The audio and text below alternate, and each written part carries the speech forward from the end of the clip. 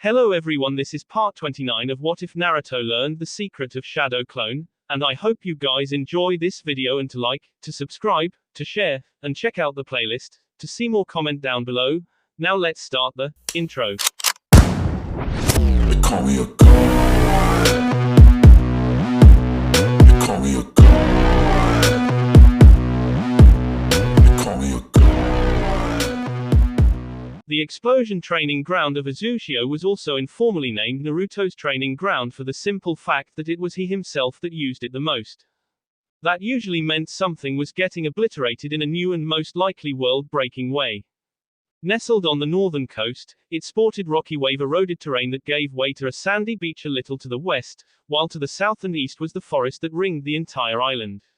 Today found Naruto, Sasuke and Kakashi center stage, while Neji and his team all stood off to the side in attendance. Naruto was bouncing in place on the balls of his feet, while Sasuke was unsheathing his sword and Kakashi actually looked a bit focused. Naruto was all grins though, so, do we wanna put anything on this one? Say, losers have to buy the winner ramen. Sasuke smirked and leveled his chokuto towards the blonde. You're a little too confident, don't you think? Still bouncing from foot to foot, Naruto shook his head. Only one way for you to find out, huh? Within yelling distance but also far enough away to not get caught in explosions, Neji raised his hand. I'll call it then. This is a friendly spar. Keep it that way.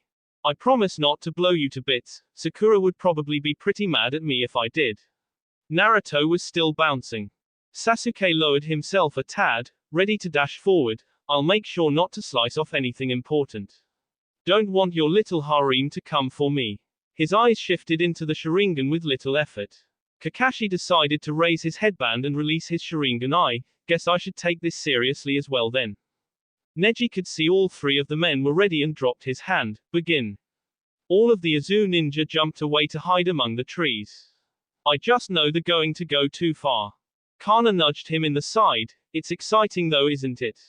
We haven't seen Lord Naruto fight all out before. En shrugged. Doubt he'll go all out here either. Instead of falling into their expectations, Naruto did not dash forward, instead unsealing his sword to have an exchange with Sasuke one-on-one while Kakashi began to circle around. You've been practicing, huh? Naruto came down with a hard overhead slash that Sasuke barely deflected and attempted to counter with a quick thrust. Naruto ducked under it, driving the hilt of Kubakiriboko into his gut to send him away. Wanna clue me into your teacher? Was it Kakashi-sensei? Sasuke grunted and started working on channeling his own lightning chakra through his blade. Yugao actually. Apparently she saw me working through the basics and claimed I was, her words, a terrible excuse of a swordsman that needed proper training. So between her and Kakashi, I think I have you beat. Jumping away to gain some space and satisfied as Naruto's sword missed him and slammed into the ground, Sasuke launched his newest technique.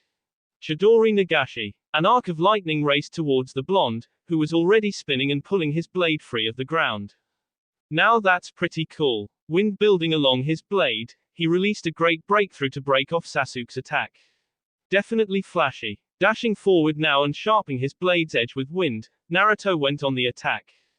Grunting and beginning to sweat at having to dodge and deflect rapid attacks, Sasuke gave ground as Kakashi finally made it to Naruto's back. I should have remembered your wind affinity. Shoulda, but didn't. Creating two clones who drove off Kakashi with gale palms, Naruto smirked. Nice try. Kakashi however was saluting him as he flipped through air. I'd like to think so. Eyeing the explosive notes on the ground, the clones frowned as the original jumped away. Well shit. The explosion rocked the training ground, while Naruto cleared the smoke with a swing of Kubakiri. You think that's an explosive? I'll show you explosives. Creating a team of a dozen clones, they split in half and went after Kakashi while the other half set upon Sasuke at once. All were armed with dual kunai, still unable to copy the Kubakiri. Sasuke frowned and attempted to hack and slash his way through the melee. You just had to provoke him, didn't you? Kakashi chuckled as he tossed a kunai into one clone while another nearly caught him. A judo toss into a separate clone relieved it of that belief. I'm just getting into the spirit of things. Naruto himself however was working with his chakra, gently coaxing it through his iron body. God, this is slow. Gently now. You can't force it, go slow. You have no idea how perverted that sounds. Shut it, brat. There. That's about as far as you can go, I think. Naruto subconsciously nods and eyes both of his friends, Purple Eye now sporting a second ring. Let's go nuts. Performing a shunshin, he was suddenly in front of Kakashi with his sword mid-swing. Heya sensei. Slightly caught off guard, the elder ninja took advantage of the Sharingan as he dodged the swing. He however missed one of the clones sneaking into his blind spot, seals glowing. Did we mention we've gotten faster? Light and fire followed and a smoking Kakashi was flipping through the air. It took him a moment to regain control, landing on his feet and immediately setting to dodging and deflecting clone strikes with dual kunai. He was more than a little worried that the usual advantages of the Sharingan weren't helping. Seems you've started to figure out what that eye is about. Which would be a whole new can of worms. Wanna give us some tips? From the smoke of the explosion, Naruto had his hand in the air, a Rasengan floating there angrily spinning above his palm. Sure. A manic grin spread on his face. Don't die. Tossing the technique towards his former teacher's feet, he was rewarded with another explosion as the Rasengan dug a trench through the rocky terrain before destabilizing and detonating, sending even more rocky shrapnel in every direction. Sasuke half appreciated it because it cleared his space of clones, but he still had to save himself from the deadly shards of rock. Kakashi coming to a halt next to him, the two-leaf nin watched Naruto warily.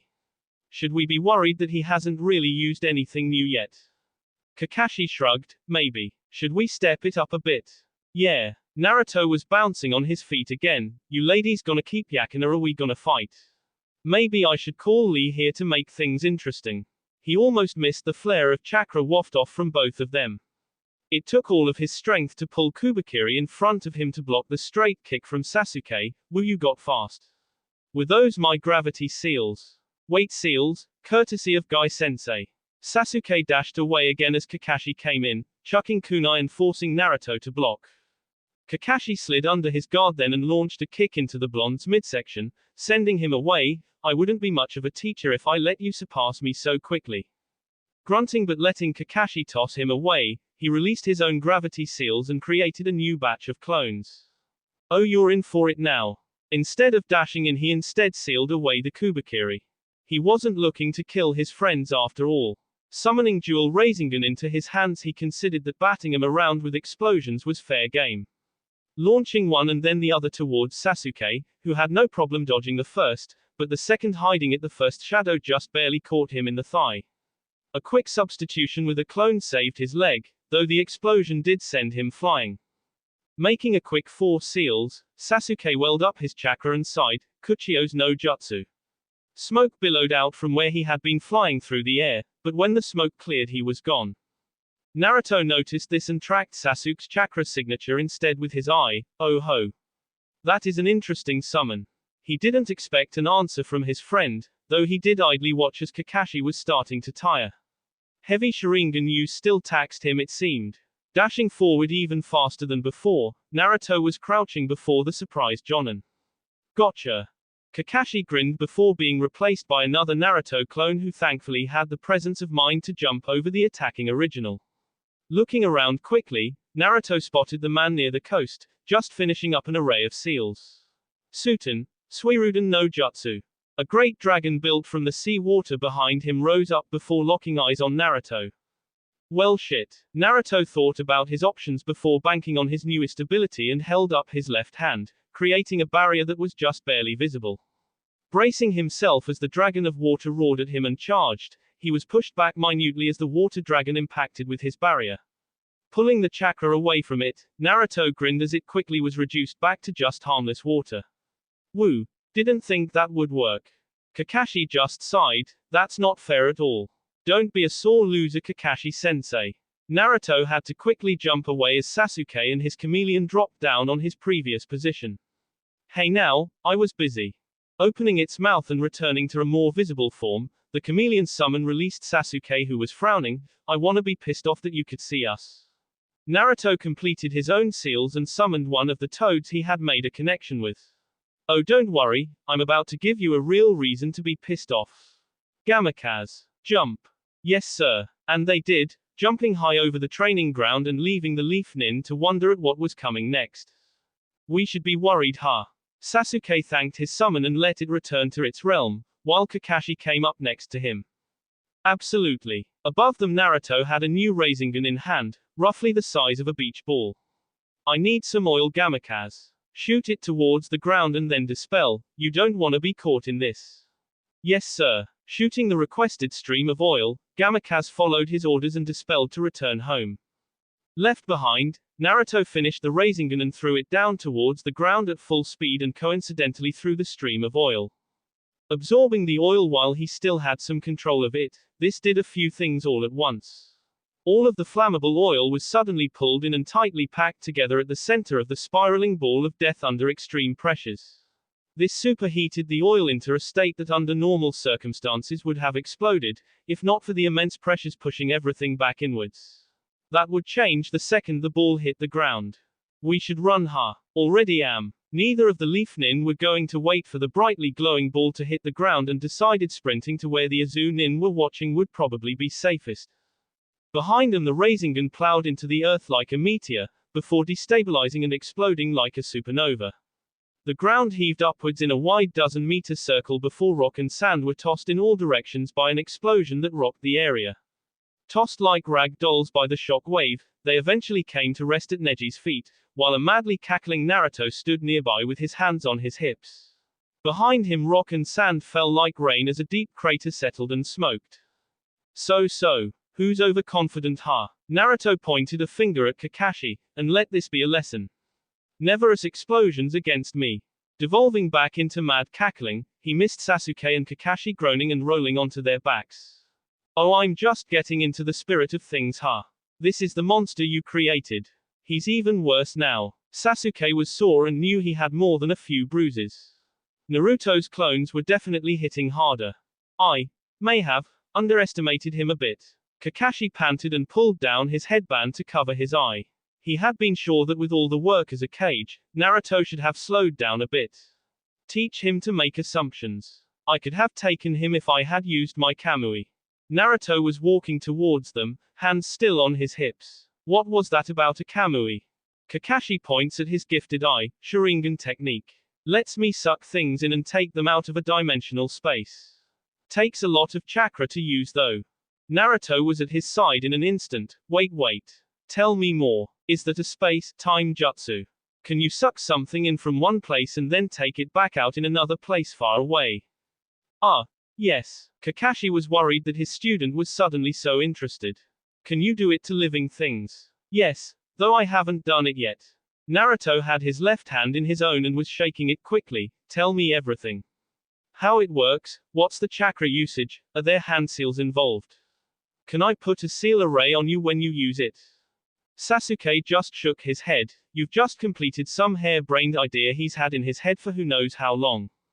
Whoops. Within a few steps of them, Neji sighed and looked over the training ground. We'll be fixing this up again, I see. Anyone wanna go and get Lady Karen or Lady Ino?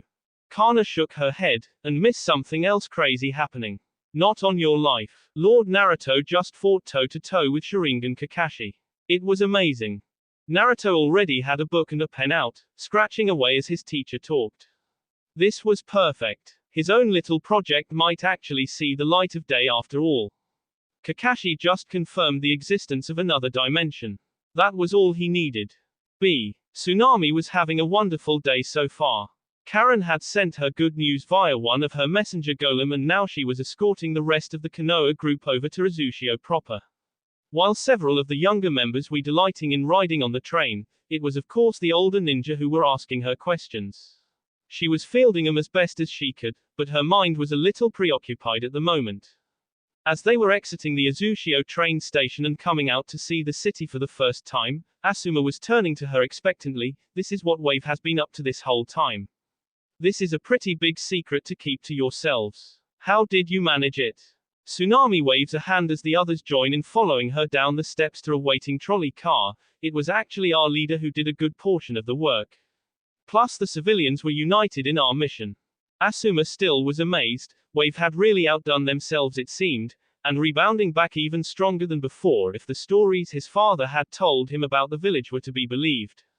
Still, this must have been going on for years. How could they let the other island of Wave get so bad in the meantime?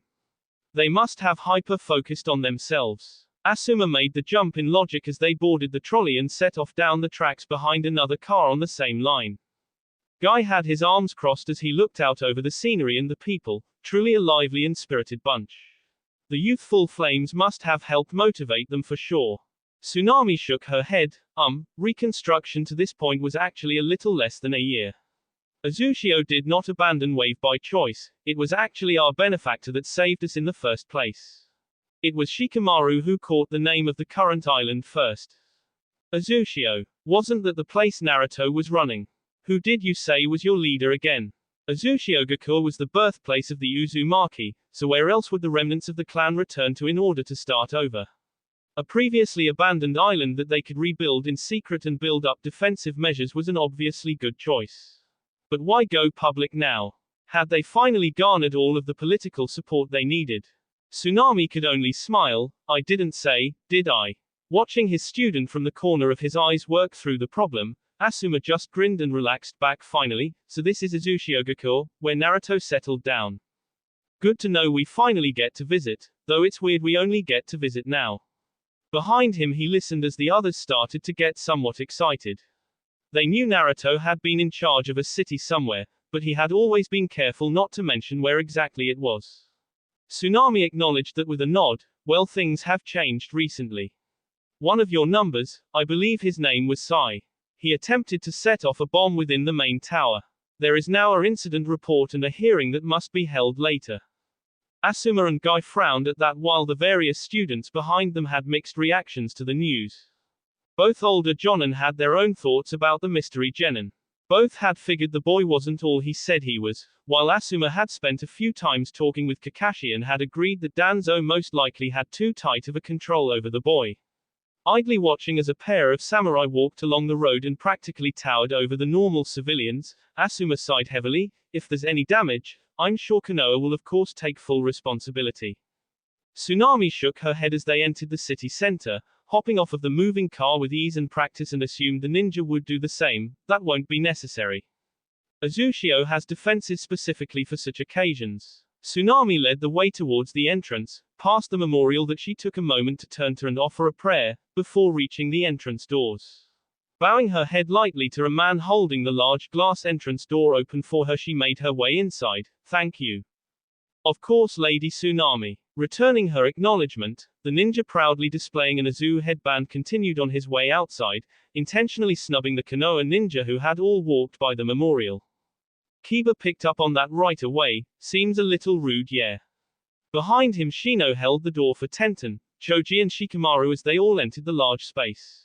Tsunami answered him without looking back. You have to understand, everyone in Uzushio remembers not only why the original village fell, but also how Konoha treated the Uzumaki remnants. A suddenly cold eye turned back towards them. You'll find that with a few exceptions, Konoha will not find many friends here. Guy gave her a thumbs up however while flashing her a bright smile. Then we must endeavor to prove that the Konoha of now means nothing but peace towards the new Uzushio. We will work to clean up the sins of the past. Appreciating his words as they reached the elevators and entered one, Tsunami turned to hold the doors so everyone could enter. A wonderful sentiment. We'll see how that goes in practice. We did just have one of you attempt to level the city after all. Everyone filing in as she pressed a button for the 5th floor. Tenten spoke up as she had been watching the older woman quietly. Everyone seems to show you a great deal of respect. Is it Naruto who runs this place, or you? Never mind that she couldn't feel ninja level chakra from the woman, that could only mean that she was suppressing it. Which that was something only someone of cage level could accomplish. Tsunami's chuckle made her hopeful that she was on the correct track. No, Ninja-san. I'm not the leader, though I am technically the mayor of Wave. No. Naruto leads Uzushiogakure and does an amazing job of doing so. The elevator stopping with a ding, they filed out behind her as they came out to a busy-looking office space. Though there were many more ninja present along with secretaries and office workers. It had all of the hallmarks of a ninja mission office. Please follow me this way. Heading towards Naruto's office, Tsunami couldn't help but smirk as she wondered how they all would take the news. Tenten had a hand to her chin as she thought about it. I guess it would be too much to ask for another crazy strong woman to be a village's cage. Tsunade-sama is great herself, but still. Shikamaru chuckled and patted her on the shoulder. You might be closer than you think. She moves too quietly to be a civilian. And Naruto is such a knucklehead. Though there was always the chance that leadership had changed the other teen in ways they hadn't seen yet. Sure, he had once told Shikamaru that he was only good for blowing things up, but the shadow user wasn't so sure of that anymore. Opening the door and peeking her head in, she eventually opened it the rest of the way with a smile. He's here and can see you now. Watching everyone walk in and offer greetings, Tsunami tittered as she went about her way. She had to make her way to her father now. She was sure he would love the new news. Inside the office it was Kiba who was pointing a finger at the other teen behind the large desk. What the hell, Naruto? You've been here all this time. Why'd you leave us over in Wave? And what the fuck, why's Neji here? Behind him En and Neji were grinning as Naruto leaned back in his chair as Kakashi and Sasuke sat in the chairs in front of his desk. Both looked a little worn out and grungy. Yo everyone. Asuma couldn't help but sigh, because of course the little blonde was behind the Hyuga exodus. Should have known. Shikamaru nodded, we really should have. His eyes trailed to Neji himself. How's life been for the Hyuga here? Neji shrugged, I don't know what you mean. There are no Hyuga here. Grinning he pointed to his new headband. The Hotaru have been enjoying their freedom however. Rolling his eyes as everyone spread out, Asuma looked to Naruto. We heard from Lady Tsunami. Sai tried to blow this place apart. Sighing and nodding, Naruto placed his hands on his desk. Yeah, but we subdued him no problem. So sorry, but he ain't going back with you. Kakashi waved it away before anyone else could answer. This is something that normally could cause a breakdown of treaties. If the worst we have to deal with is the offending ninja being imprisoned, then we got off easy. Agreeing with the other Jonin, Asuma nods along, yeah. Plus I don't think anyone will really miss the kid except Danzo. A grin spread on Naruto's face that sent a shudder down Sasuke's spine. Oh, don't worry about that old bastard. I have something for him. But, the reason I called all of you here. Naruto rooted through his desk for a scroll before pulling it out and tossing it to Kakashi. Uzushiogakure is going public from here on and there might be a meeting between all of the major nations because of it. Konoha and Uzushio are tentative allies at the moment, so from now on you all have a pass to enter the city. But as I'm sure you've run into, not everyone here likes you very much. Naruto relaxed back and shrugged, I can't do much about that, you'll have to fix that on your own. Kiba crossed his arms while Akamaru poked out from his jacket finally and spoke up. You could just tell them that we're the good guys. You're their cage, aren't you? Naruto leveled bored eyes at the feral boy. Ah yes, let me just subvert my people's free will and tell them flatly to accept people from the village that helped end Uzushio previously. That's a wonderful idea. Seeing most of the ninja present flinch, Naruto again sighed and waved a hand as if to dispel the gloomy atmosphere. You guys are good people, I'm sure you can win them over on your own if you want. Giving him a thumbs up and repeating his sentiments from earlier, Guy was grinning at the blonde. We shall endeavor to change your people's preconceptions of us by displaying our normal youthful natures. Moved by the display, Lee mirrored his sensei, that we shall. And if not, I shall run laps around your city from sun up to sundown while apologizing for Konoha's misdeeds. Guy was inspired by his pupil. That is a wonderful idea, Lee. Why, if you should fail I will do the same, for 3 days straight. Truly inspirational, Guy Sensei. Lee. Guy Sensei. Both master and pupil came together in a manly hug, a roaring sunset over waves breaking on a coastal shore beaming into existence. Neji could only sigh and hang his head while Tenten banged her head against a wall while Choji and Shikamaru tried their best to stop her. Naruto was set to twitching while En did his best to repeatedly dispel the obvious genjutsu. This isn't right. Lord Naruto. This genjutsu is unbreakable. What is this? It's something only available to Bushy Brows and Bushy Brows Sensei. Call it a S-rank genjutsu and try not to think too hard on it. Naruto leaned over however as his door opened again and several women filed into the room, all beaming with smiles or in Kotohime and Kyuki's case, seemed rather nervous. Hey girls, where did you all run off to in such a hurry? Even Karen and Tayuya had come back. Sakura came skipping to sit in Sasuke's lap, breaking up the manly hug going on and adopting a know-it-all smirk. Oh, this'll be good. Kotohime and Kyuki came around to stand together on his left side, while Hinata and Ino came together on his right. Karen and Tayuya stood just a bit behind Kotohime and Kayuki while they both directed smirks at him. It was only as they were all together that all of the gathered leaf ninja noticed that they all had in one way or another adopted one or more of Naruto's usual colors. Naruto, however, was focused on how nervous the two older girls were. Hey, what's up? Everything okay? From humor to concern within an instant, he missed the giggling coming from behind him. Kotohime started first, idly playing with a fringe of hair. So, do you remember the beach? Naruto nodded slowly. How could he forget that one? The moonlight and the ocean waves had been good that night. Kayuki continued on, or all of our various, moments. Naruto again nodded slowly, a blush now on his face. Kayuki was certainly one for cuddles afterwards. Kotohime and Kayuki linked hands and each firmly reassured the other. It seems our efforts have borne fruit, Lord Uzumaki. Kotohime was smiling and trying not to tear up. Kayuki had no such problem, shedding tears with a bright smile. Or maybe we should start calling you Papa. Naruto's eyes went wide as around him the leaf ninja all gasped or made noises of surprise. Was this real? Were both of these women? Was he going to be your? Karen leaned around both girls. Pregnant? Yup. Good job, Papa. Naruto was standing before them in a moment, hugging them both tightly. I can't believe it. We're gonna be parents. Holy shit. Naruto backed away half a step while holding both girls' hands. We're going to be parents. Kotohime nodded. Yes. And we're going to stick together, like we all promised.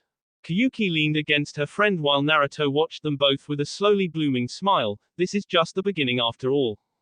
Naruto didn't know what to do. He wanted to scream, shout, spread the news. He wanted to run and hide and panic. He was going to be a father. He didn't know the first thing about being a father. But by the Kami he would figure it out, just like he did everything else. Just a minute. I have to spaz out for a second. But I love you. Kami, I love you so much. And just like that he was gone, Hinata and Ino giggling as Kayuki and Kotohime both sagged with relief and decided to sit together in his wide chair. That went better than expected, I think.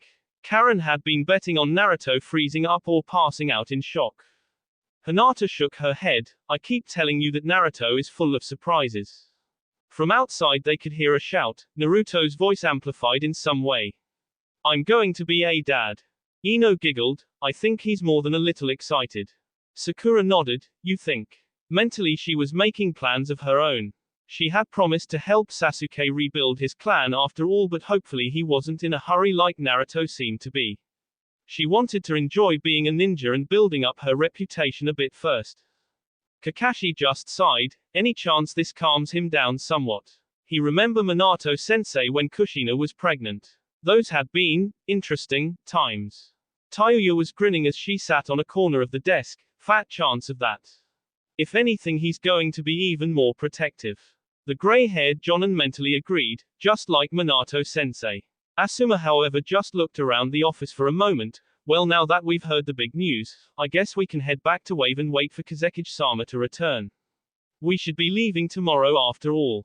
Ino shook her head. Maybe. Gaara might try to stay for a demonstration within a week. From outside the ground shook and a giant toad appeared from a cloud of smoke. Naruto, why did you summon me? I'm gonna be a dad, Gamabunta. A dad. That's great news, my boy. This calls for sake and a celebration. On it, boss. I'm freaking out. As you should, my boy. Hinata could only sigh and idly watch the pair from the window. Well, we've probably lost him for a little while. She could already hear a clamor coming up from the citizens as well. This was most likely going to turn into a night-long party at this rate. Well, this frees us up for planning at the least. Choji raised an eyebrow. Planning. Ino nodded and shooed the leaf group away. This is girl time, so you boys might as well scram. Go find something to do in the city and don't cause any trouble. Asuma sighed. Was that really all you called us here? Tayuya nodded. Unless you want to talk about that Sai asshole and what horrible unspeakable things we're going to do to him. Asuma shook his head as the group started to file out, though Tenten, Sasuke and surprisingly Shikamaru all decided to stay behind. I think we'll explore the city a bit. From outside, more yelling. You'll be fine, boy. Stop shaking on my head. I'm gonna be a fucking dad. Wait, I gotta do something. Just behind his desk chair, Naruto returned with a bright smile and holding out his left arm, seals glowing. Girls, if you would do the honors. Rolling her eyes heavily but smiling all the same, Kotohime chose 2 of the remaining 4 seals. You're so dramatic. Kyuki did the same, picking the last 2 seals and watching all of the remaining seals fade away. I think it's endearing. Naruto leaned down and kissed both women on their heads from over the back of the chair. Now, I need to go back to freaking out. I'll be back to pamper you and cater to your every whim in a bit. And then he was gone, leaving most of the girls giggling while Tayuya crossed her arms. Now I'm curious if he'll act like this for all of us or not. Hinata nodded. You know he will. Outside, more shouting. I should go get Jiraiya and Tsunade. Make him bring some good sake, boy. Will do. Sakura was making sure Sasuke could not run away. I'm sure that'll be fine, right? Karen was smirking. They won't want to be in Konoha for long anyway. Things are about to get weird there. Kakashi sighed. I'm going to pretend I didn't hear that. You're gonna want to pretend you didn't hear a lot of things pretty soon. Kakashi was suddenly up joining the Leaf group as they were leaving. Yup, I'm gone. I'll go join Naruto, I think. Sasuke frowned from under his girlfriend. I'd like to do the same. Sakura nodded and finally let him up. Fiend, go get drunk with your brother. Both of the other males from Team 7 were gone, leaving the collection of girls alone as Sasuke dragged Shikamaru outside. This was girl time. Behind them all at the window, Neji and Nen did their best to blend into the background and continue the guard duty. Absolutely nothing would be entering this office today. Far away, Danzo was truly beginning to feel his age as a bead of sweat work its way down his cheek and neck. The afternoon was working down into the evening and for most of the day he had been on edge. It wasn't something specific, just a general feeling of unease which, if history served well, meant that the Uzumaki boy was plotting something. All afternoon he felt like he was being followed. Childish giggling just at the edge of his hearing, while things around him just didn't seem correct. A plant moved when he wasn't looking. His chair just out of place when he returned to it, or paperwork just slightly different and shuffled not like he had left it. So he had been keeping to public places, staying with other council members during the day or lower functionaries within the tower. But now, as he walked home, he realized that those options were long gone. He was safe until he got home, but no. His paranoia was just getting the better of him. Yes, that boy was up to something, but he was more prepared now and on the lookout for his tricks. No, he would not be surprised tonight. Stepping through his entry gate and walking through the front door to his empty home, Danzo knew right away something was wrong. Yes, the home was quiet as it had always been and he couldn't feel anything out of place. But at the same time, things were darker than normal, quieter in an unnatural way. He couldn't quite place it. Like a memory just out of reach that slipped away the harder he tried to remember. Walking further inside and towards his study, maybe some of that imported Lightning Country whiskey would help him relax. Down the hall, a shadow moved. Who's there? Instantly on guard, arm unsealed and stolen Sharingan blazing in his skull, Danzo frowned as just like his senses told him, there was no chakra in his home besides his own. Maybe it was the paranoia and old age finally catching up with him. Taking a cautious step forward, he sighed at the large seal array that blossomed into life under his foot. Nope. Paranoia was completely justified. Locked in place by some unseen force, Danzo could only watch as a half-dozen mini Narutos crawled along the walls and ceiling from an ever-darkening hallway. A woman's voice called to him. Oh Danzo baby, a full-sized Naruto clone walked out from that darkness, fully in girl mode wearing a deep scarlet yukata with her hair flying free down her back.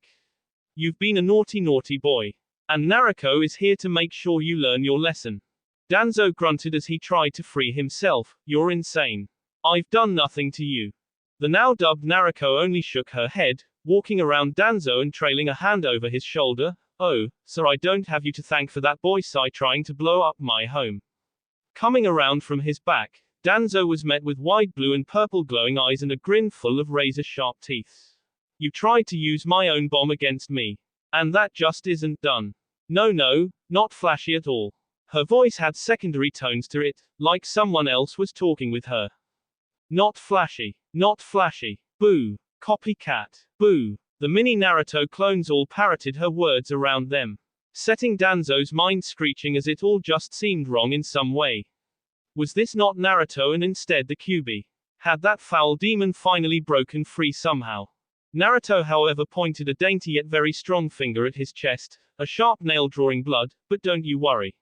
You and I. She bent down a bit, offering a view full of deep valleys and sharp eyes that watched him through her bangs. We're going to make sure you learn just how to be properly explosive from now on. Training, training, training, training. You won't get away with this. Danzo was noticing it was taking more effort to speak. Every breath was hard fought. He did his best to ignore the cherubic voices giggling and laughing at him from all over his house. Were there suddenly more of the small terrors? The roots of Konoha are strong. We will not be cowed by some upstart child. Naruto, however, backed away half a step, shark-like smile never leaving her face. My, you don't understand your place now, do you?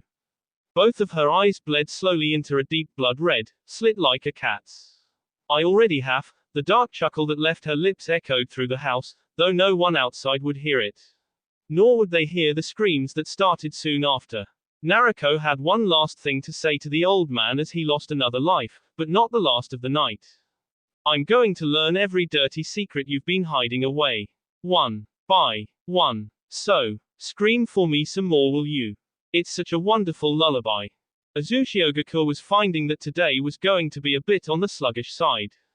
News of the next generation of Uzumaki had spread like wildfire, and much as Tsunami had told Naruto long ago, it had set the populace buzzing.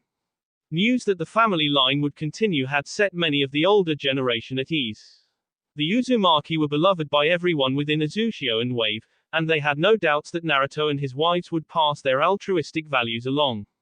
That said, partying late into the night for nearly a week straight did have its consequences. Naruto was finding this out himself, jacket off, as he stood on the observation floor with both all of Fox Den and the combined groups of Suna and the Konoha Ninja. Tsunami and Tazuna were both in attendance, as today they were supposed to receive the first spring airship to visit their tower.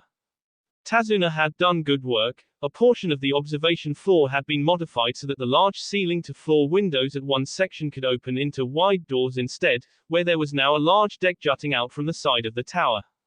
It was occupied by a half-dozen engineers from Spring at the moment, but Karen and Honoka were working on a contraption next to the doors inside.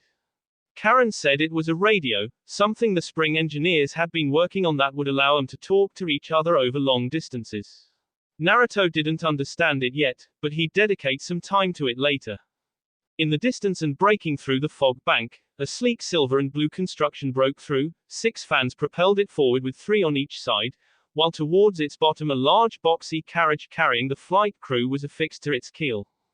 The front was tapered to a point, while the rear was a squared-off flat surface that had flight controls jutting out to the sides and up above to a point. All in all, this version seemed less sexy and more functional. A proof of concept, Naruto figured. Karen gave an excited shout that drew everyone's attention as the panel in front of her glowed to life. Picking up the transmitting microphone in one hand, she pressed a button on its side and spoke into it. This is Uzumaki Tower to approaching airship. Do you hear us? There was a moment of silence before, with a little static, a voice responded through a speaker built into the panel. This is the airship Fujikas and we hear you, Uzumaki Tower. It has been a long journey to reach you. Over. A male voice responded to her as professionally as he could, though everyone could hear excited voices in the background. Karen grinned and high-fived Honoka. Well, you're welcome to dock and take a breather, Fujikas. Over. Turning to everyone assembled, Karen gave them a happy thumbs up. Radio works. Naruto turned to Kiyuki, who had all but welded herself to his side. So we have a few new things from Spring this time. Kiyuki nodded. With the creation of the airships, we knew we would need some way of communicating over long distances. Summons or seals just aren't practical. So instead we've been working with something else instead. Hence, the radio. Most of the work has been on making them smaller and more portable. The engineers had been excited to explain it all to her, but most of the techno jargon went completely over her head. It worked, that was all she needed to know. Naruto, however, was considering other applications. Think they could make it small enough for a person to carry. Karen was walking up as the Suna and Konoha groups had taken to the windows, watching the airship make its way through the air towards the tower. We're working on it already. We should have some prototypes available to try out within a month or two. We're also adding a radio room to the fortress. Next to her, Honoka has a clipboard out and is taking notes. Good to hear. Naruto turned to watch the ship make its way in. Guess if people didn't know we were going public before, they certainly would be curious about us now.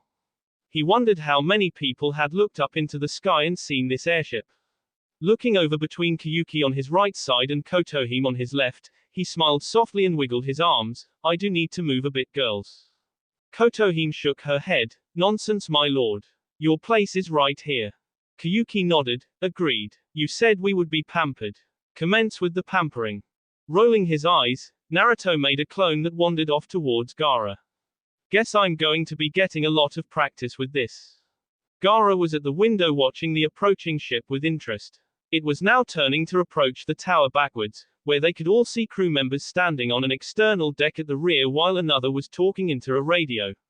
Next to him, Naruto walked up, grinning with hands on his hips. Amazing, isn't it? Gaara nodded. It's an impressive piece of engineering. What was the travel time between here and spring again? Naruto tried to remember what the engineers had said when they visited to explain how the airship would approach. All full speed, it is a 7 or 8 hour travel time. Pleasurably, the travel is about double that, so a full day with no stops. This first trip, however, made a few stops in order to perform inspections and tests. So the next one will be a full speed test back to spring. Humming and considering the distance, Gaara made the mental calculations himself and smiled. So a little shorter between here and Suna. That would make for an impressive travel option. How much cargo can they hold? Don't know that one. Remember, this is just the test prototype. I'm sure the engineers will have a few different variants planned out after testing is complete. Naruto and the rest watched as the ship finally came within a few meters of the docking platform. Two of the engineers who had been waiting on the docking platform were waiting for large docking ropes to be tossed their way, which, much like an ocean-bound ship, they were tied to waiting anchor points, while two ninja did the same between an upper portion of the ship and the walls just above the observation level. Anchored and only swaying a bit, the rear doors opened to lower a ramp down onto the waiting landing deck. From their engineers and flight crew filed out to be met by the waiting engineer team. Naruto's eyebrows only raised a bit as Sandayu himself filed out with an older man by his side, making for the doors to the tower. The real Naruto turned to Kyuki, who finally sighed. Did you know he was coming? No, but I should have guessed. He's been hounding me about something recently, but I've only half paid attention. Kyuki had the decency to blush and look chagrined. Rolling his eyes as he and the girls wander forward, the doors open to a light gust of wind as Sandayu bows to Kyuki and Naruto. Lord Uzumaki, it's good to see you again. Naruto bows lightly in return. Been a while, huh? Sorry, been pretty busy. I've been meaning to come and visit more. So I've heard. Sandayu couldn't help but grin, having heard the news from the engineers. You certainly have been a busy little birdie. Ooh, Sandayu, no teasing. Kyuki wanted to smack him, but her blush and embarrassment held her back. It was nice that everyone was doting on her, but she could do without the teasing. Laughing and shaking his head, Sandayu turned back to look up at the airship they had built. Guess it's time to start making waves, huh? Naruto nods, looking back as his clone talks to Gaara while Temari and Kankuro listen in, and the Leaf Ninja had all walked out to inspect the airship. Yup, no more hiding from this point on. Feeling memories shunt themselves into his head, Naruto turned as Gaara walked up to him. Now that we've seen it is possible, we'll be returning to Suna to announce our alliance and possible build space for airships in the future. Gaara had reached out to shake hands with Naruto, who firmly returned the gesture. Naruto hooked a thumb over his shoulder. I'm sure the engineers or Karen would be happy to send you along with specifications and designs for landing pads and working radios. You'll need them. Karen was quick to jump into the conversation, a scroll puffing into existence in her hand to be held out to Gaara. I have just what you're looking for. Landing pads, docking decks like this one, radios and frequencies are all written down in this scroll. Temari accepted the scroll while Kankuro went to round up the Konoha group. Gaara himself bowed to Naruto lightly. You'll have to come visit Suna soon. I'm sure we'll have much to talk about. Naruto can't help but grin and nod. Yeah. I'm sure we will. Things were going to start moving very fast from here on. Progress would not and could no be slowed. Maybe we can finally have that spar next time I come by. Gaara finally let a grin spread on his face. I'm sure my people will just love that. Lunchtime was rolling around, but Naruto found himself in his office with several people standing before him. Now that Gaara had left with his group, Uzushio was back to normal operations. Which meant normal missions were back on the menu. This also included their planned raids on the Sound. What better way to make a name for themselves than crushing a different small-time ninja village? So, before him stood the now-named Riptide Squad 1 consisting of Jugo, Sasum, and Kin, and Riptide Squad 2 which was Hinata, Ino, and Tayuya. Naruto was leveling eyes on Jugo first. You say you know where the base in the east is located, right? Jugo nods, and Naruto grins. Good.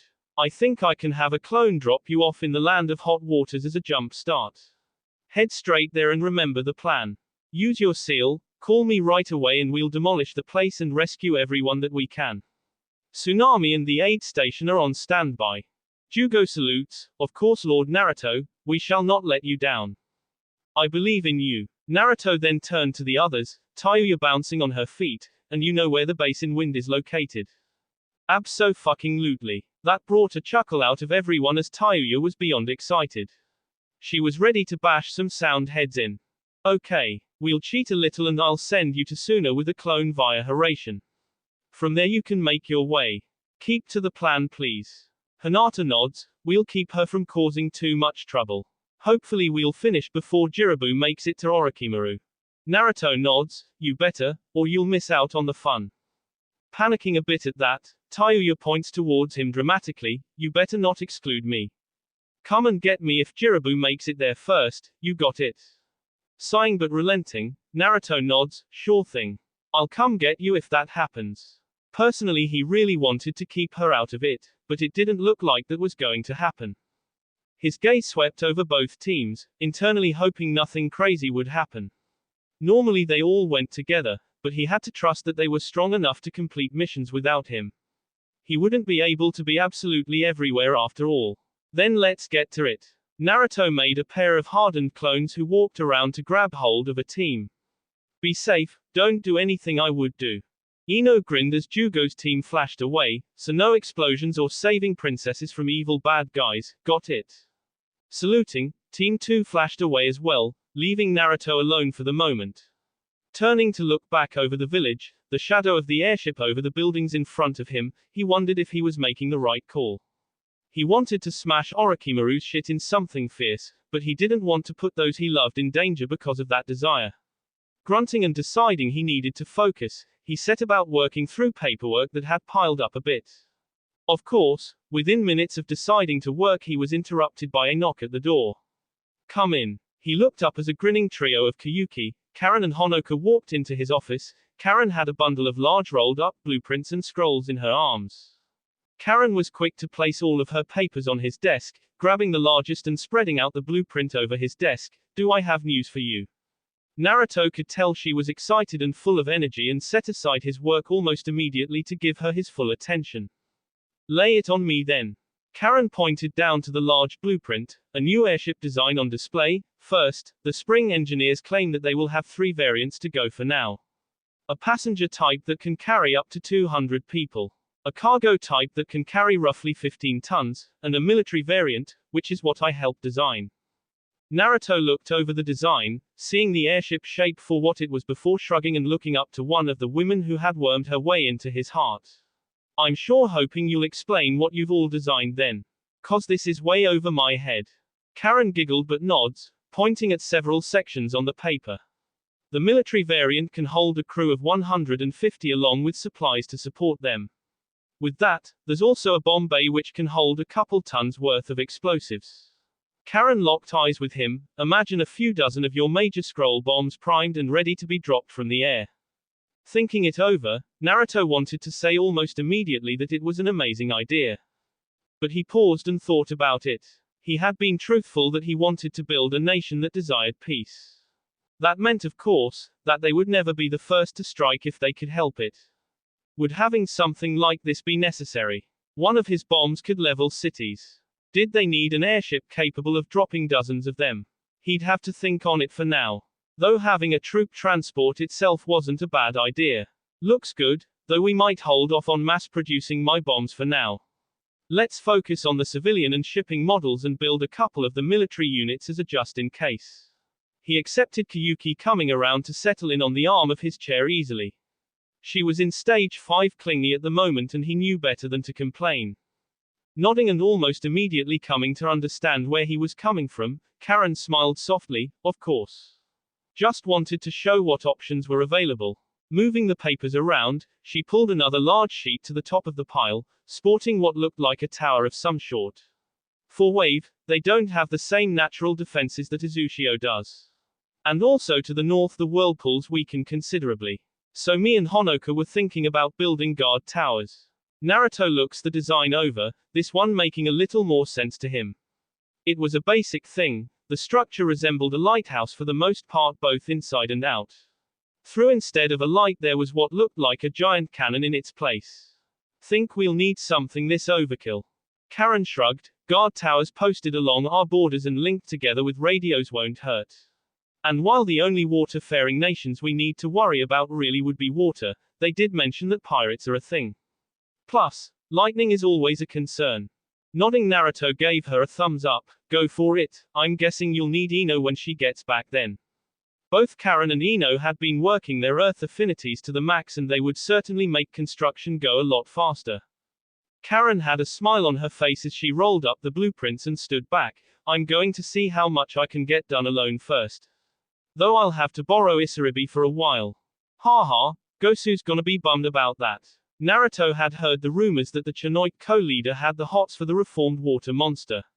But if you need her, feel free to take her.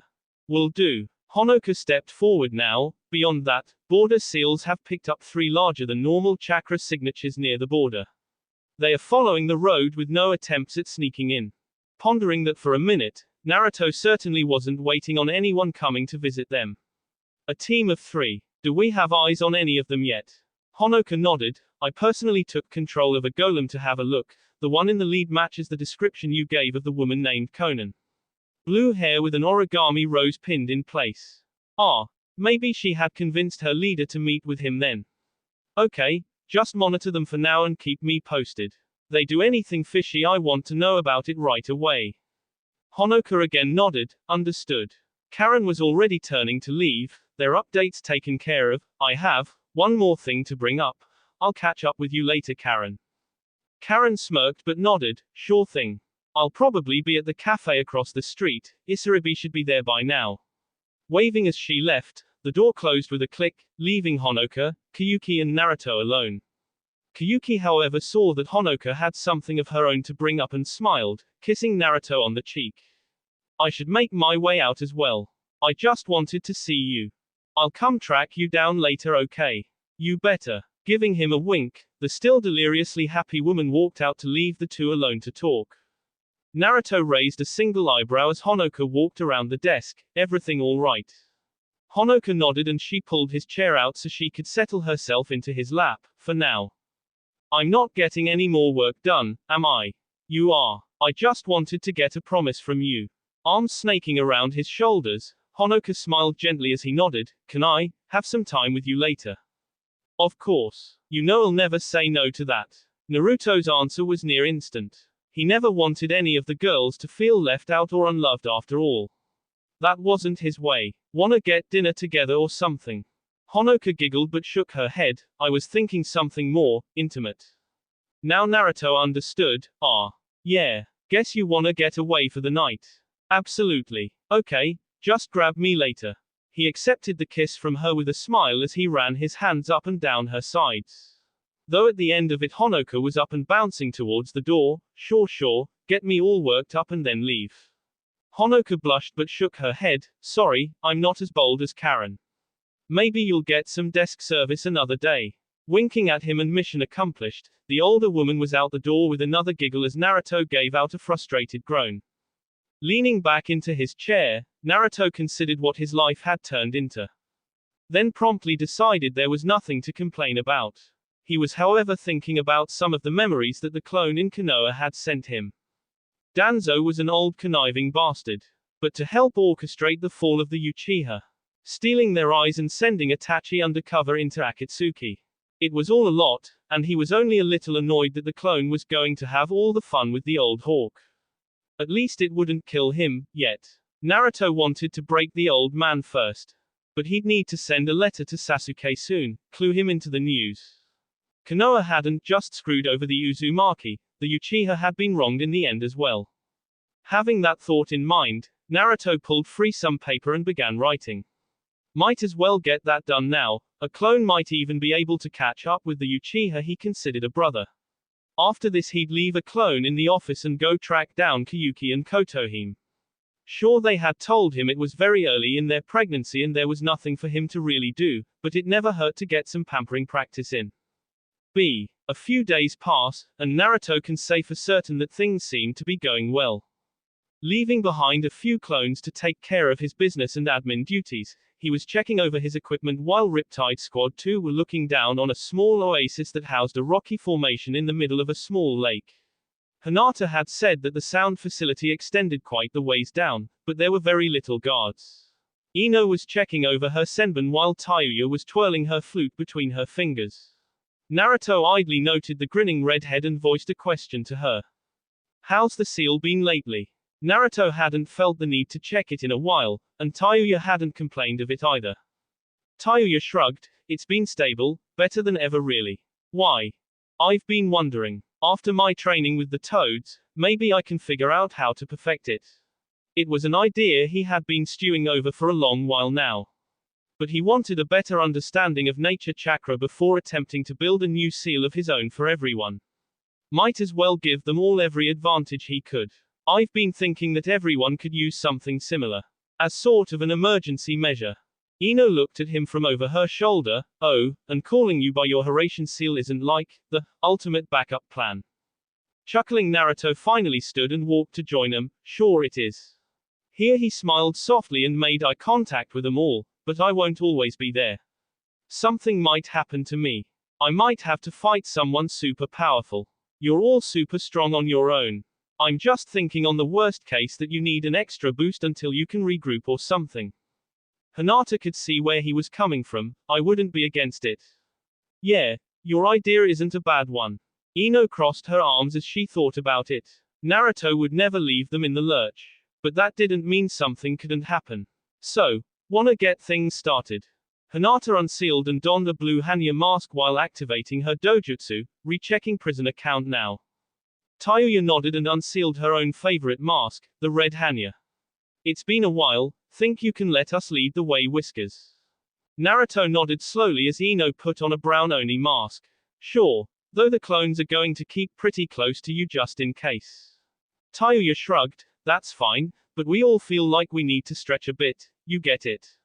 Yeah, I got it. Hinata turned back to him, roughly 2,000 people below us, I'd say at least 100 of that are ninja, probably less. But, there's only one way in or out and the path is singular, so there will be no splitting up until we reach the prison area. Naruto nods, sounds like making clones will be useless until we make it to the prison then.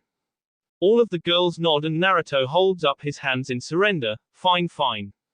Lead the way, I'll be back up. He had a feeling that they were just as frustrated as he was. They hadn't been able to get out and have a good fight in a long while, everyone stuck being diplomats for the last month or so. Hinata took off first, flanked by Ino and Tayuya. Naruto brought up the rear, still making 6 hardened clones to bring up the rear. Fast steps carried him across the calm waters of the oasis before they were soon diving into the cave and down into its depths. Hinata was the first to speak up. The path curves and spirals downward, but there are no enemies for a few hundred meters.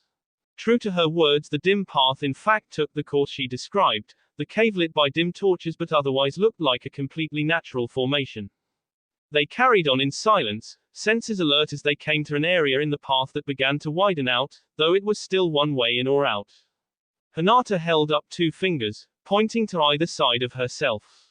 Ino and Tayuya nodded and when they entered the open space, both trailing girls acted quickly. Ino dove to the left, to Senbin leaving a hand to impale the surprised ninja waiting there in the heart. On the right, Tayuya had transformed without a word, a fist driving deep into the solar plexus of the ninja waiting on that end. Both ninja dropping silently, Hinata stopped to recheck their surroundings while Naruto whistled as he came in behind them. Good work, girls. Ino smirked and held up a fist. We've been practicing and training together a lot. Walking back to thump forearms with Ino, Tayuya turned to the only male of the group. Gotta be fast with us. Hinata is turning back to them. We've still got the element of surprise. Past here is the prison area. Another large hollowed out space much like that island prison we found. Naruto, you can sprint to the center and spam clones. We'll go about and take out the guards. Cracking his knuckles, Naruto is all grins. Sounds good to me. This is your mission, so I'll follow your lead. So saying, he began to well up his chakra as they again began sprinting down the hallway. Though the path was wider, it was no brighter than before. As Hinata said, the path eventually emptied out onto a deck of sorts that overlooked a massive cavern that was ringed with prison cells on multiple floors. The girls of Riptide all dove left, taking different floors and beginning to clear out the guards as Naruto raced ahead, jumping out over the empty space before he was enveloped with smoke. Thousands of clones exploded outward. Their jobs were to find and extract prisoners, leaving the fighting to Naruto himself and Riptide. Hinata had adapted her style some, realizing that she was much too flexible to be limited by the traditional Juken, and as well, she had added some seal work into her style now. Bending at the waist to avoid a kunai slash from a guard, a kick to his jaw as she completed a flip staggered him. From there she dashed forward with a glowing palm, connecting with his midsection and sending him back into a pair of waiting guards behind him. He was smirking at the light hit, never realizing the explosive etched into his clothes until it was too late. The fireball that consumed him and his squad rattled the walkway Hinata was on, but she was quick to continue on. She would have to work on the timing for that. The delay was still too long. Above her, Ino was stepping over paralyzed and groaning ninja, many with senbon sticking haphazardly from their bodies. Not only had she been working up her own poison resistance but had as well been refining her own special poisons and paralysis blends. Ahead of her, a terrified squad backed away while trying to maintain morale. Ino could see their obvious fear though and smirked behind her mask. Or, are the big bad ninja scared of little ol' me? The leader brandished a short sword and motioned to his comrades, don't let her get to you. She's just one girl. Whoever puts her down can have her first. Turning back to look at the girl, he didn't miss the ground cracking under her heel as she was suddenly within striking distance. So fast. Ino put her all into her punch, connected with his center mass and launching him up and away. She watched him bounce off the wall before hitting the rail and being sent over the side screaming. Cracking her knuckles, she dashed forward again to continue the fight. They really needed to figure out why Sound Ninja was so quick to assume women couldn't beat the shit out of them. Tayuya wanted to go to town with her doki, but there simply wasn't enough room. So instead she was working with a weapon that was more in line with the enhanced strength of her seal. A 5-foot-long kanabo with heavy metal spikes arced out, clearing the path ahead of her and sending fodder ninja to their deaths over the sides of the rails. It was almost therapeutic with how easy it was to clear the path ahead of her, and the wide grin that spread on her face had the fun effect of terrifying her opponents. Idly watching as a flood of Naruto clones began freeing and flashing away with prisoners, Tayuya settled into annihilating Sound Ninja. Forever grateful that Naruto had saved her from that shitty place. 100 meters below the girls and settling onto the ground, Naruto grinned as he watched the proceedings around him. They had this now to a science, and Orochimaru sure didn't seem to care about his various bases anymore. Maybe by now he just knew Naruto would come blow them to bits. He'd have to ask the next time they saw each other.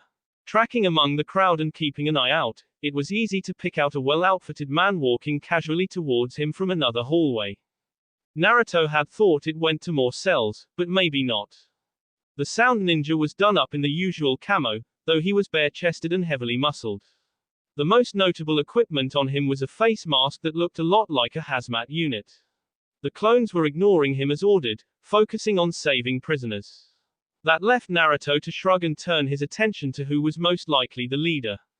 Hope you don't mind, but I think Orochimaru wouldn't care about me making off with a few of his slaves. Makura was a lot of things, Patient, however, was not one of them. While this attack had been sudden and fierce, he had been warned that someone was going around attacking their bases. At the least, he would take out this kid and offer his head to Lord Orochimaru after he escaped. You know, kid, you've got some real brass to come in here. A Fuma shuriken in hand, Makura was planning on making this quick. Naruto didn't think this would be worth putting on a mask, and so instead pulled out a seal tag that was colored black, something experimental he had wanted to try out. I've been told that a few times. I think it's just that sound ninja are so weak I don't even consider them a challenge anymore. A vein pulsed in his forehead as Makura continued forward with a snarl on his face. Is that right?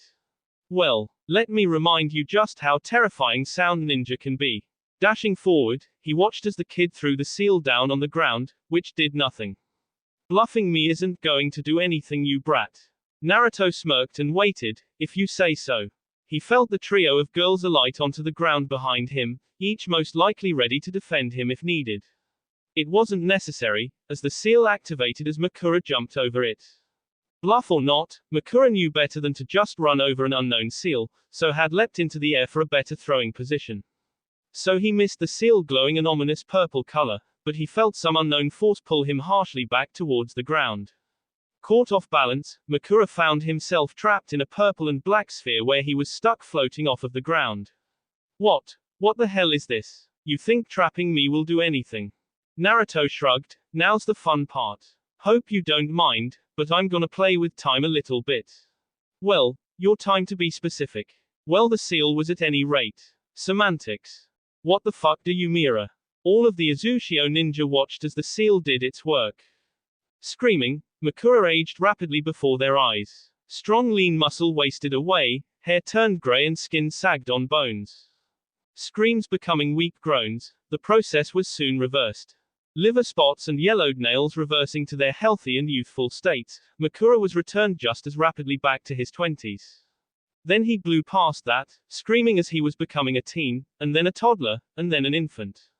It was jarring for the four to witness an adult intelligence behind those eyes, before with just as rapid a change, Makura was sent screaming back the other way a final time before he was reduced to bones and dust. Seal no longer having a living captive, the barrier dropped and the seal burned away into nothing itself. Blinking quietly and daring not to say a word, the three women of the group slowly turned wide eyes to Naruto, who steadfastly refused to look at them. Deciding to be brave, Hinata stepped forward to gently lay a hand onto Naruto's shoulder. You're never using that seal again. Our word is law. Never again. As if on rusty hinges, Naruto nodded slowly, yeah. I think I'll happily seal those notes away forever in a new forbidden scroll. Our first entry at that. Hinata came around to face him, never again. Watching him nod quickly, Hinata sighed and turned back to the others, let's go help the evacuation. Ino nodded without a word, while Tayuya shivered and followed along. He just, turned from a baby to dust. How? What the fuck? She was going to have a nightmare or two about that one. She just knew it. Left alone, Naruto mentally slid that particular group of seals over into the never again unless in an extreme emergency pile. Sure, it did what he wanted and confirmed some things, but he agreed with the girls. It was horrifying. Kurama was chuckling about it. Just imagine if you could catch Orochimaru in that. I have no interest in seeing Orochimaru as a baby. Yeah, but seeing him turn to dust would be cool. I'm surprised you don't have more to say about me having a seal that plays with time. Oh no, that part absolutely horrifies me as well. But I'm hopeful that since I'm stuck in you, that means I'm safe. Yeah, can't imagine using that on myself. Isn't this technically a fountain of youth seal? Not really. Turning him backwards shaved years off of his life. Sure, he would have been a kid again, for like a month. The energy has to come from somewhere. Kurama nods at that and lays back down behind the seal. Well, whatever. Wrap this up so we can go back home. Mentally, Naruto nods and looks around to monitor their progress. This was looking to be a busy afternoon. Hopefully Tsunami wasn't too overwhelmed. A few hours later, Naruto ended up flashing back to his office with a happy but tired group, groaning as he dropped himself into his chair. The riptide girls all stretched and congratulated themselves on a job well done. Though now they would go and find Tsunami and help her out in the downtime. 2 days off after all now that their mission was complete. Ino turned back to Naruto with a grin. Well, Whiskers, we've got 2 days off, so we'll be home lots. Tayuya was also grinned as she slung an arm over Ino's shoulder. We are going to celebrate first, and then help refugees. Pointing towards him firmly, Hinata's face was stern. Seal that abomination. On the double. Seeing Naruto nod, the girls all smiled and wandered out of his office. They would canoodle later in the bath. Left alone to get back to his work, he idly made a clone to check in on Kotohime and Kayuki. Then with that thought in mind he made a few more clones. One to check on the airship, another to go find Karen and Honoka, and one more to go find Tazuna. Satisfied, he took a few minutes to organize himself and ready for a few hours of paperwork and reading reports. At least, that was what he was supposed to be doing. Not long after the girls had left, there was a new knock on his door. Come in. Neji and his team were walking in, Neji in the lead as his team came to attention before his desk. We have a report for you, Lord Naruto. Rolling his eyes, Naruto pointed at the pale-eyed teen. Come on, Neji, how many times do we need to do this? Until it sticks that you are Lord Naruto. Our report. Naruto relaxed back and waved a hand for him to continue, earning a giggle from Kana. Border Patrol shows everything mostly normal. We followed up with the larger-than-normal chakra signatures nearing our border. 3 people confirmed, 1 blue-haired woman of thin build, a black-haired man who looks perpetually tired, and a very loud blonde with a ponytail and strange markings on his hands. All 3 are dressed as commoners, wearing some combination of blue and white or blue and orange. They will make it to Wave by tomorrow morning at the current rate. Naruto nods and thinks it over. Riptide Squad 1 would probably be making the next base within a few days, so hopefully if Conan was looking for him she wouldn't mind waiting if things ended up overlapping. Okay. Just keep an eye on them while they're in the city. As long as they follow the rules and register they shouldn't be a problem. Neji nodded and bowed. Will you need anything else of us, Lord Naruto? For you to just call me Naruto would be great. Shaking his head and turning to leave, Neji motioned for his team to follow him. Maybe next time. Later, Lord Uzumaki. Good day, Lord Uzumaki. And just like that, Naruto was left alone again. Pouting as he considered his options. I hate this formal crap. Deciding that he was not going to put up with cheeky subordinates, Naruto made a single clone with the intention of going and getting ramen. He was met with a female him, smiling and twirling hair around a finger. I've really got to look into why you show up from time to time. Naruto just grinned. Oh, maybe it's just your repressed feminine side trying to come out. Naruto gave his doppelganger a dead look. I'd like to say I don't have a feminine side, but your existence kinda makes that a lie. Can I trust you to do a good job? Naruto shook her head. You're trying to leave to go have fun with Ayami. No way, take me with you. Her eyes began to glow, blue and purple matching his own. Come on, it'll be fun. Naruto shook his head and dispelled this clone, making a new pair who thankfully were perfect copies of himself. Huh, was his jacket really that short on him now? Guess it was time for a wardrobe change. I can trust you two with the office for a bit, right? Of course, boss. That one showed up before us, didn't it? They both shuddered as Naruto nodded. God, that one is so creepy. Inner feminine side my ass. The actual Naruto stood to make his way to the door as one of the clones took his place. Pop if something happens.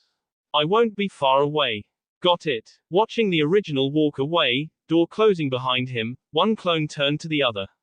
Think we should tell him? Nah, he'll figure it out. Eventually. Probably around the time he figures out nature chakra and his widened connection with Kurama. Maybe. That will be all for this video. Be sure to like, subscribe, share, and comment down below for more videos. Goodbye.